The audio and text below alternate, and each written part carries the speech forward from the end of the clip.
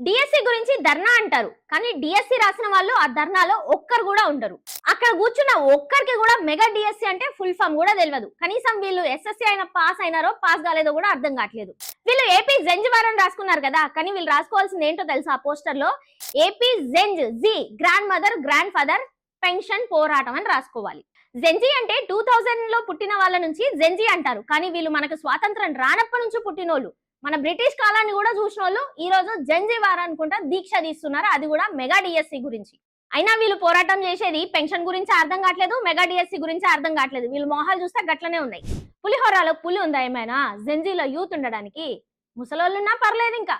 అయినా ఊరుకోండి, వీళ్ళు యూతే కదా, కాకపోతే పైకి ముసలోళ్ళలా కనిపిస్తారు అంతే, ఏం లేదు పెద్ద తేడా.